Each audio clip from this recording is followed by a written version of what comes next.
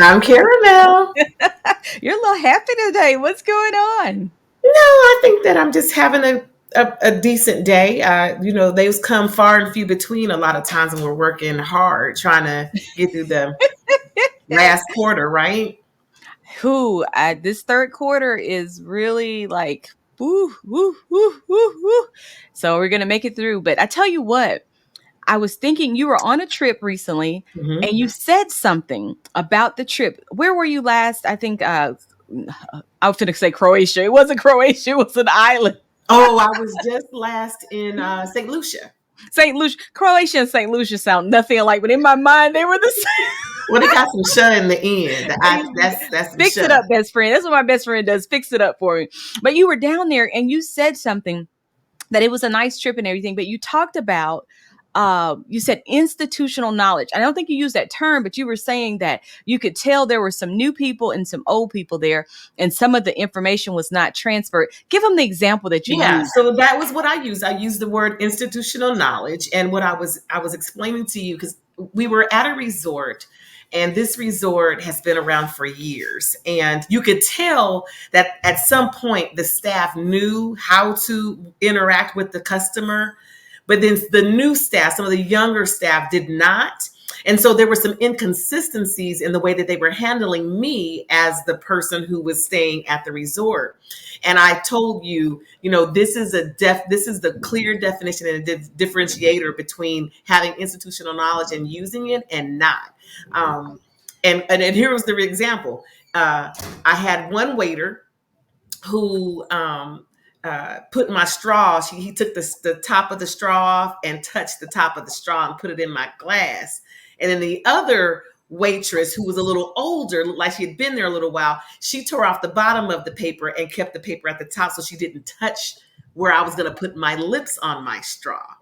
That sounds like a very small No, it's not. Listen. People know if you don't know, that is a big thing amongst a group of people. That is a really, really big thing that you touch that straw. And so to know, to do, and not do that, that's a big deal. And so that's what we were. That may be a simple thing, but to me, that's the tipping point. That's the deterioration of your quality of service. Is that the little things? That's because I can teach you the big job, but it's the little things of the position that I can't. Well, let's Knowing to talk do about that. that, right? So, institutional knowledge is the sum of information a company and its employees possess. It could be expertise, policies, data, skill sets, techniques, know how, processes, values, experiences. And basically, it covers an organization's entire history. And, it's brought to the institution by new hires. So, I know for me in WTA, I brought in a new person. We had a system in place, but she brought in some consistency and some great processes that we still use today, even though that employee is gone. Let me tell you a funny thing. So in the business that I work in, we have to remit business, and so at a certain time of day. So when I originally started, I noticed that if I remitted at a certain time of day, the things would issue the next day, and I could just Mhm. keep up with it very easily. So that's why we do it. So at a certain time during the day, 3:50, everybody's alarm goes off. Well, so now we're 5 years in, and so when you come, hey, set your alarm to 3:50. It's like, okay, why? Why are we doing that? Why? Why? And so now everybody's kind of gone that was here to the real reason. So I had to think back to Yeah. why we do that. And then it's based on East Coast time, because 3:50 my time would East Coast time be 4:50, which is almost 5 o'clock. And Yep. anyway, so I just figured that out. But that's just a quirk of our office. And that's so anywhere I am, 3:50, my alarm will go off Monday through Friday. And so that's the sign that, hey, we need to go ahead and do it. So that's some institutional knowledge that is important to the welfare of the business, meaning that we need to make sure our business issues the next day so we are getting paid on it. Well, I like what you said there because there are two different types of knowledge. There's the explicit knowledge and the implicit. So, explicit is knowledge that's easy to articulate, store, and share with new people, right? Hmm. Implicit knowledge is applied to real world scenarios. So, that implicit knowledge that you're just talking about, like the real world scenario is, look, it's about to be 5 o'clock in the East and I need to have this done so I can have my stuff.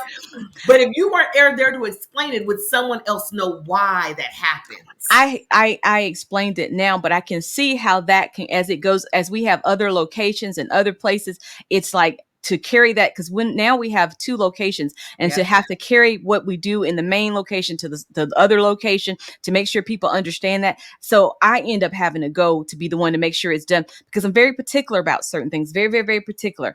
And so it's like, Oh, are you?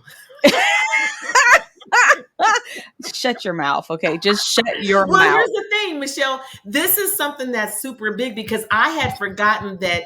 I assumed that all of our hosts and host assistants knew to get a gift for our traveler at the end of the trip.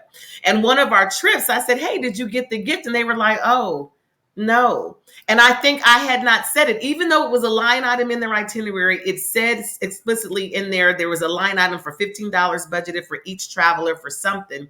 They didn't give them that souvenir. So then I had to give them the souvenir on the back end by sending something in the mail. And I said, okay, I got to make sure that all of that's that knowledge, implicit knowledge. I'm implying that they would know that, but it hasn't been said out loud. Right. And it's like you would think, oh, you would know, and to me, you can't expect someone to read it and know it. Yep. It in an organization, you can't say, "Oh, well, we've got a document and it's on the computer and it's a source of truth document and everybody goes to it and everybody looks at it." Source of truth document is a Google Doc or some type of document that Yep. everybody adds information to, but everybody doesn't read. And why they are adding the information may not translate well. There are really potential knowledge gaps, especially when a company is in growth stage or they're in a stage of turnover, right? And turnover is probably the biggest reason why institutional knowledge And actually turnover can leaves. happen so fast that your whole organization can be flipped in 2 to 3 months, six Yep. months, and all of a sudden. And another thing I'm learning, it's so funny. I'm a member of the chamber, and Hmm. so they got new leadership in the middle of the year. So the beginning of Yep. July, new leadership came in, and that was interesting because you know the previous administration had been there for like 11 years. So everything was just kind of set to happen and it just rolls. And a new person stepping in, you're like, well, how do they know? And especially when you're stepping in the head position. Yep. So you're relying on your team to tell you, well, this is what How this works. And now you I know, a was lot of people from the at the bottom level, and I said this to you when I was at that resort. That woman who was that had the right, I seen that she had that institutional knowledge and how to act. I imagine that it was a couple of things. One, they're not paying me enough to train these new people, right? That's one right, thing, right? The other right. thing is, you know, they don't this other staff, this new staff, their expectations are different. They don't want to take the information from me and the training that they need, right? Because Number you're not my supervisor. I know why Right, that you're lady not told me. right. We're on Hmm. the same level. So who are you to tell me? And then the other part is your training systems. Why? What happened that there's a disconnect between the people who have come in to understand, honey, we had a whole bartender that was drinking with us at the bar. Like I know But I think bartenders, I'm gonna excuse that profession because I think sometimes they tap, do a shot with okay, you say whatever you say. I'm telling you right now, no way should them. they be indulging. And so I say this. What is the benefit of implementing some kind of institutional knowledge management? One is fewer information silos. You want to speak to that? Well, and because everybody has a place where Miss So and so, she knows everything, and that Hmm. used to be a badge of honor to have Yep. that older person or that person that had been on the job for a while, and everybody just goes to them and they tell you they. But then I don't believe in that. As whenever I go in to take over a position or take over a place, because I've had some management roles and leadership roles. When I go in, my tactic is first I go in and observe how everybody does their job. Yep. Period. Then I Yep. have you write down what you do, Hmm. exactly what you do, and then what is it that only you know how to do. And then I watch who everybody goes to ask questions, and Sure. then we train. I believe in cross training I remember everybody. I remember very well when you were working at one of the banks and there was one lady, an older lady who had been there like 30 years or something Hmm. crazy. And Hmm. everybody asked her all the questions. She knew all the things. And you were like, wait a minute now. We gotta spread some of this knowledge. Y'all are not gonna be, because what if she's not here one day and something has to get done? Exactly. And then you can't always remember, you can't use Miss So and so said to do it Ah, like that. that's true Because too. I always make sure when I'm called on the carpet, because see, I've had positions where I'm in charge. So if Hmm. I'm in charge, the buck stops with me. I can't say Miss So and so told me. So Miss So and so, where do we find that information? How do you know that? Hmm. Oh, well, we just been, no. Where does it say? And then that's when I learned policy and practice. Yeah. What's the policy? This is what we have to do. This is the rules that we Yeah. have to go by. Then our practice is to do this. So you Sure. can't hold me to a practice because a practice can be changed. Policy can be changed too, but you have to go through a little bit There's some more to measures, change it. correct. Right. Well, the other thing is because we want to have fewer silos, but also it reduces mistakes because of the lack of experience, right? So Absolutely. And I don't like people being nervous to make a decision. I like people to be empowered. Yep. empowered to make a Look at us decision. saying it at the same time, Jinx. Jinx. But empowerment is powerful, right? Because at the end of the day, I don't want anyone to be out there kind of frozen in time. I had that experience on one of the trips earlier. Remember, we had one who had left the traveler like at the airport and got in the car and went on. And I'm like, wait a minute now.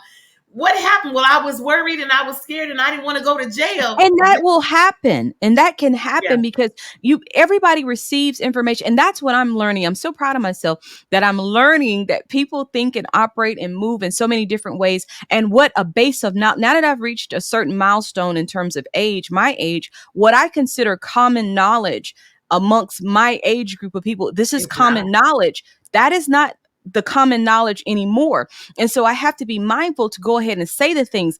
You could say Richard Simmons, and we know what that is, and we'll get the joke and the curly hair and the little Mhm. bitty shorts and ha ha ha. There you go. They have no frame of reference. No frame of reference. That doesn't mean anything. And Mhm. so therefore you have to kind of make sure you go ahead and do the explaining. You go ahead and say, hey, when you're putting a straw in a customer's drink, you leave the top part of the straw on so you're not touching where they put their mouth. Mhm. Sanitary reasons. That's why we want to do that. Also, another option, if you're not going to do that, you need to have gloves on so that when you're touching it with the gloves. And I then don't people, want your gloves either. Just don't take the paper off my daggone straw. but what I'm saying is at I least get it. that would be some measure of Well, why we you feel like wouldn't. there would be some type of barrier. And I think that's the problem when you don't have consistency. And so it also says on here that efficient onboarding, right? Having that institutional knowledge when you have a specific set of, you know, me and my standard operating procedures. When you got a Yes. SOP for what happens, you're teaching them what it looks like, to be in your company, not in And I'm going somebody to else's. explain too. I will say this: when you have a standard operating procedure, you can quickly tell who's going to work in your place and who's going to fit within your culture. How long it takes them to pick up what you're offering, how Yep. they receive it, do they reject it, do they want to give you feedback on it, and there all of this is going on. Yep. That's important. I think that's really huge because you need to know if your training system. Because I realized I brought a new person in, and I hadn't brought a new person in about 2 years. Mhm. So the way I trained 2 years ago is different. It should be different. I had to make some changes because my expectation was different. Yeah, and so the other thing is continuity of service. That institutional knowledge reduces disruptions because of the employee turnover. So if everybody's coming in learning the thing and they keep moving forward, and like you said, you're readdressing the SOP, readdressing the training procedures as people come in, you don't lose any of those gaps. So that's a Like, big I'll deal. give you a simple thing. I Mhm. like for the phone to be answered. Thank you for calling. This is Michelle. How may I assist you? Okay. And so that was one thing. So then when somebody came in, they said, well, thank you for choosing. I said, hi, I like the way that sounds. Thank you for choosing such and Mhm. such. I'm Michelle. How may I assist you? Mhm. You see what I'm saying? And I thought, wow, that made, because the customer is choosing. So I asked everybody to do that. We wrote it out, put it out, and that's how everybody answers the phone. And that's consistent across everybody. And the And thing that you implemented, that there was a procedure and now it can be updated and be better than what it was before because off I of a heard what they suggestion. said and I liked Correct. what they said. They had been somewhere else. And that's what you talked about. Institutional knowledge can be brought in from Yep. somebody else at another institution that is similar. This is what we did. This is what worked. Oh, okay. Let's add that to our knowledge here. Absolutely. 100%. I It remember when also, you go talked ahead. about the bank, when I went into a bank. So one bank I went into was very forward. And so I learned how to do something where you're imaging right on the spot. Everything is imaged immediately. And that means that transactions flow and move faster. Okay. So the new place I was going to, they were still shipping their deposits and cutting off at 2 o'clock and all of that kind of stuff. But they were going to the imaging. I knew how to do the imaging from the previous job, so I Hmm. was able to bring in some institutional knowledge. They weren't on Outlook. I had worked on Outlook, so I was familiar with it. When I came in, they were switching over, so it was like I was ready made to move into this position. Sure. As the manager coming in, I had experience with these things. It really helped me in being the manager and them seeing me as the person to go to. Right. Because when you have a person who holds the institutional knowledge, I would have been having to run to that person to ask All the them how to do. time. And I think if you're in charge, the owner, that can kind of take away. I'm not saying I'm not about, I'm learning about collaborative leadership and everybody working together and being a Yeah. part. But I do think that people should think of you as having some degree of, hey, Expertise. what, Correct. there The it buck is. stops with me. So in turn, make sure that before you have, I told a team just the other week, I said, look, before you get into a situation where it's taking you a long time to get through a problem, go ahead and go through all the steps that we talked about, and then come to me and say, look, girl, this is a problem. So then we can go ahead and rectify it quickly. I don't want it to be where you're stuck on a problem for a week. And That doesn't help us. And I always tell people when I'm training, I ask everyone to bring a notebook. Not that everything I say is a gem and you got to write down these gems, but Hmm. no, I believe in having, when I'm training you, I want you to write down the steps of what we're doing Hmm. so that when you go back to do it on your own, if you can't do it and you follow You your can refer instructions, back. when I come to help you and you say, well, I got stuck here and I went through my instructions, I can go, oh, third step, I didn't tell you to do that. You're right. I'm sorry. Boom, boom, boom. Or you left out this, or we can immediately figure out. But if I'm telling you and then you don't remember what I said, then I'm going to keep having to do that. And Yep. that to me is time consuming. So I think And that's it's not, and it doesn't go towards what we're just talking about, that growth piece where you're assessing past performance. When you have data, you have something to refer back to. You can say, okay, well, this was why we had this little kink in the silo. We need to go ahead and fix that.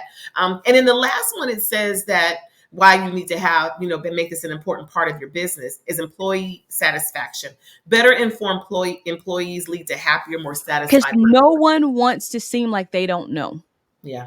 I find that all the time. And that's when you say people freeze, they freeze because they don't want to look like they don't know. No Yeah. one, and I told him, I said, it's okay. You really just say, because there are a lot of times I don't know. I said, hey, I don't know. That's a great question. Let me get back with you. Correct. That Correct. is that is the And, ultimate that's answer. easier said than done for people who are actually love to be in control and don't want to relinquish that Guess because they want what? to know. And you know me as a super control person, Yes. but I learned that early on.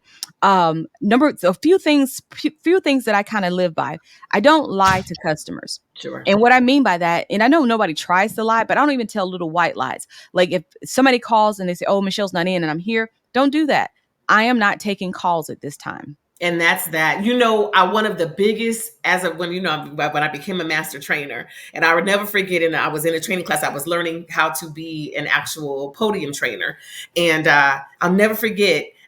He said, "Do not BS these people you're talking to, because the minute they find out you BS them, you have lost all credibility, and Absolutely. anything that comes out of your mouth will not be respected." And I So thought, mhm. Go go ahead. ahead.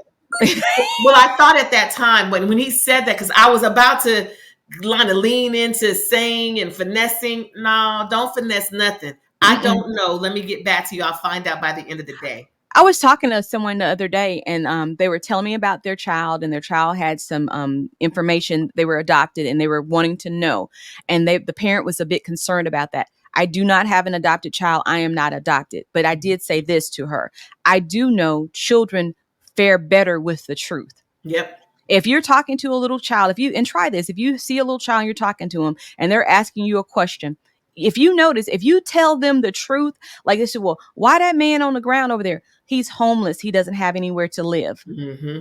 And you go on, they won't ask you anything else. They may not understand really what you said, Mm-hmm. but the truth is settling. And I Mm-hmm. told her, I said, so that's why I tell people with institutional knowledge, if you don't know, go ahead and say, I don't know, but let's find out. Yeah. Give me one thing they do know. If I say I don't know, give me time. I'll find it. Now I will find the answer and get back to you because I Sure. feel like that's my responsibility. But I don't lie to people because, a lie, people, if they don't trust you and they feel like you're That's not it. You reliable. don't. And there's no getting that back. I'm running into a space now where not having reviews for the company is now starting to be an issue. Where I've got women who are saying, "I want to travel with you," but I've been looking all over the internet and I can't see nothing bad or good about you. Like, What's Well, better? because I think your band is getting so big now, it's getting beyond the people that know somebody that knows somebody. It's I can just Google it now and see. And that's the issue, right? So now I understand that my institutional knowledge says, okay, well, everyone knows how great we are. Who can I pull from that can be my ambassador for people who are like this woman who says, look, I need to talk to somebody who's traveled with you so I can feel a little bit more at ease about sending you some money on the internet to somebody I don't know. And like and I can see I remember when we first talked about that, you were kind of looking like, well, why do I need some reviews? Like what I'm me. And I'm like, these people don't know you. Like the premise is I'm sending you money. I've never met you before. And I'm gonna be honest with you. The culture has now gotten to a point where you can't trust everything just because they have a website, just because they have Well, this is what I tell her, and I tell everyone. That's why we have our phone calls every week, and you can just take your time and decide when you want to travel with us. I can tell you this: credibility comes over time and consistency. So, to me, Sure. if you've seen that you came to a call a year ago and you come to the same call a year later, and we're still talking about different things and dealing in travel, That's a long scam we but pulling. here's the thing. I just read about, we're going to talk about this on a show coming up about being an arrogant and a confident leader. Bernie Madoff, he had that scam for 40 years. He ran Was it a scam really then? it Somebody made some was money. It just wouldn't he stop. because he just kept getting money and it just kept coming. And I'm going to tell you, so I can't say that. I say the consistency part. I kind of, Chuckle. But I also think too, with the Bernie Madoff, and we'll discuss it later, he probably wasn't a scam in the beginning. It probably just got beyond him at some point. Like it probably was legit in the beginning, and then it got Well, beyond him. what I like about what I'm looking here, and I'm actually I'm on the website, and it's called I want to tell everybody where I'm getting my information. It's called Valamis, and it talks Human Resources Institutional Management. And this article actually was updated June 17th of 2023, so it's Relevant. pretty Relevant. new. Hmm. But what I wanted to say, what I love what they say on here is having a succession plan is a big deal to key in on institutional knowledge. I know that this business that I run is beyond me now. I recognize that people are traveling that don't know me. People are And have traveling never been on a trip with you. have never been on a trip with me. They've only been on a trip with the people who work for me. That if I leave here, what will that look like in terms of keeping the business go? So that's one thing. And then also the subject matter experts.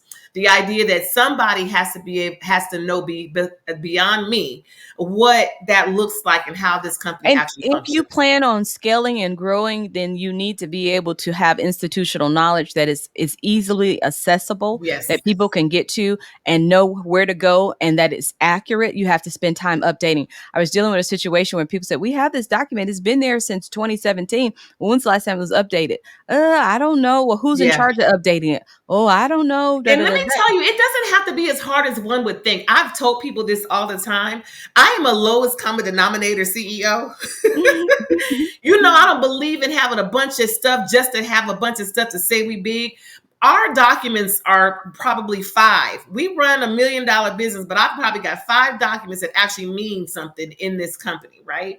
And those are Mhm. the ones that I spend time updating and keeping together because if I have any more than that, there's not enough time in the day to continue to keep operating in a space where you're having to always, forever and ever do all of those things. I remember of course, imitation, the best form of flattery. I remember in the beginning, I was looking at a business, and over time, I've been still watching her business grow as a travel. And her her registration got longer and longer and longer. Like it started off like 10 questions. Next thing you know, she had 25 check boxes that you had to check about. You recognize blah blah blah. Click. You had to do. I was like, man, but that was because over time, she had things had happened in that Right. business. And because things that you don't even realize, You that's can't another thing. anticipate. Yeah. Stuff is added. So we changed that because this happened. So now we have to because you can't anticipate everything. You You cannot. cannot anticipate everything. So you have to have something in place that you have to deal with. And I think it's so funny to me because there are certain issues that I don't have in the workplace. So therefore I'm like, okay, when it arises, it's like, I don't really want to deal with it. So Mhm.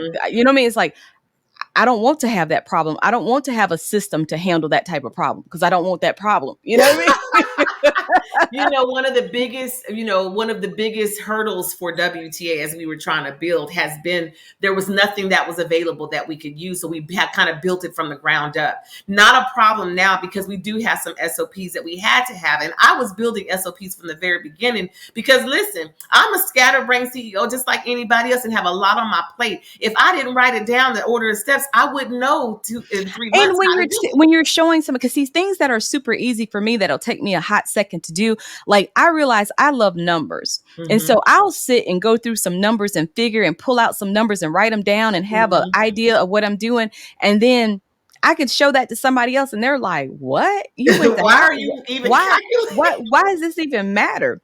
And it's Yeah. because I just that's me how I figure out things and how I look at things because I go by the number. And Because somebody might say that there's a more simpler process, and that's great for you, but this is how I choose to do it. And if I ever need to give it to someone else to do, and I don't know if the numbers is ever going to be that way, because Oprah said what? What did Oprah write say? your own checks. We live by Oprah. We live by Oprah. She said, write your own check. So guess what? Listen, in my mind, I was side note when we are talking about Oprah. I love Oprah. Mhm. Oprah and Claire Huxtable. I am a combination of Oprah and Claire Huxtable. Right. Yeah. That resonates with me because when I think about writing my own check, making sure that because that's how you know the numbers. Because I do that, I can find deviations that are not supposed to be there and anomalies like, wait a minute, what does this look like?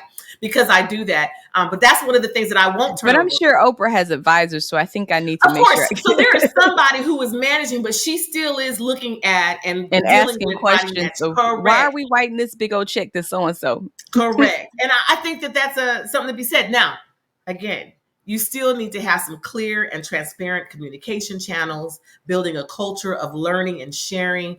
And that's what institutional knowledge is all about. I think And it's also knowing your vision and your mission, making sure you're sharing the vision and the mission so that when people have to make a decision or think about something or ask a question, then it goes back to your mission and vision and they understand. Because I'm sure why you're doing what you're doing has a part to play with the vision and the mission that you have. one of the our so we the way we build our budgets now has we've revolutionized the way we do our budgets. We worked on it for 11 months. I mean, it was a long time. But anyway, we've learned how to do that. And I had I chuckled. I got a quick chat in Google Chat from our ops manager. And she was like, hey, I can go. I'm buying the tickets for Colombia to Medellin.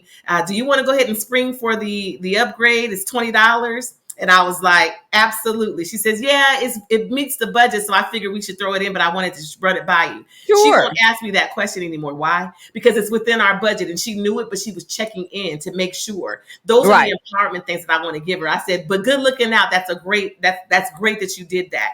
Those are the kind of empowerment things that you can do in growing your team and keeping that knowledge going so she understands, look, as long as we're not losing like we said we weren't, if it's within our budget, then by all Right. And means it's do an your upgrade because I'm always going to want to upgrade. we want to do the best we can for our customers. And I think that in any institution, in any company, in any business, your customers are the people who are supplying all of the paychecks and all of the things that are making this great, right?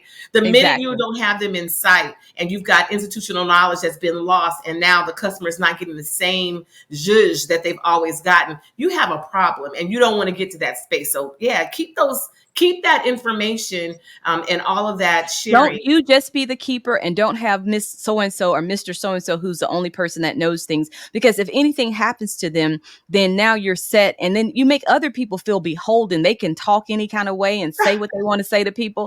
And they have to accept it because they are the holy grail at your office. So And please it be a can get mind of your culture. hard. It can get hard when you're thinking about running the business and I have a small team. So when I lost that one employee, I remember, a couple of quarters ago, I remember feeling like she's gone and now all of that.